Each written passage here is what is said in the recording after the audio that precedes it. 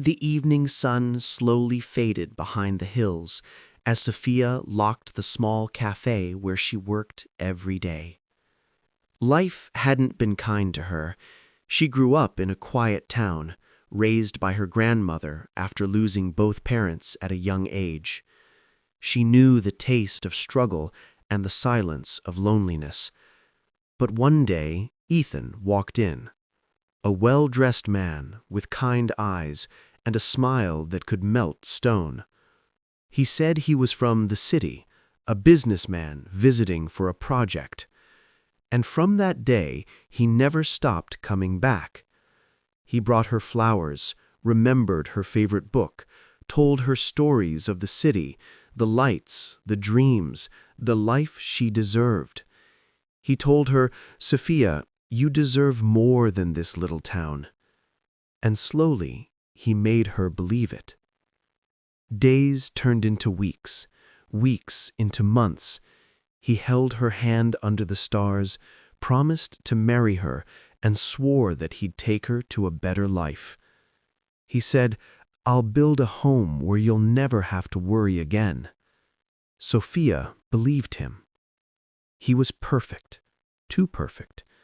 He introduced her to people he called his business partners. They talked about investments, property, new beginnings. He convinced her to sell her grandmother's old house. "It's just for a down payment, Sophia. Trust me." And she did. She sold everything, the only thing left of her family, all for a man who looked into her eyes and lied without blinking. 1 week before they were to leave for the city, Ethan said he needed to travel ahead, just for a few days.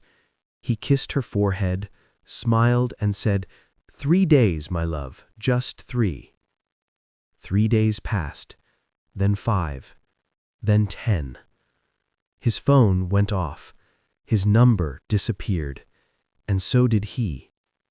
Sophia waited every night by the cafe window, watching the road, hoping his car would appear.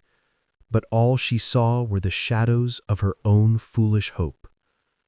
Then one morning, she searched his name online, and what she found shattered her world. A wedding photo, a wife, 2 children, a home in the city. Ethan wasn't just a liar, he was a thief of love, money, and trust. For weeks, Sophia couldn't sleep. She replayed every word, every smile, every lie. She cried until her heart had no tears left. But one evening, standing outside the ruins of her grandmother's house, she whispered, "You took everything, Ethan, but you didn't take me." That night, something inside her changed. She found work again, rebuilt her savings. Brick by brick, she created a new life. Her pain became her strength, and her heartbreak became her mission.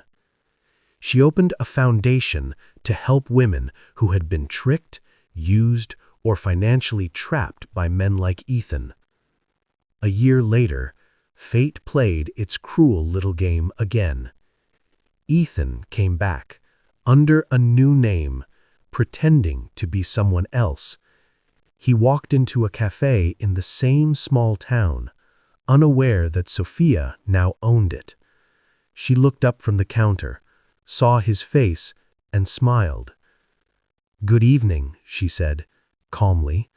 "Can I take your order?" He froze. His hands shook. He couldn't speak.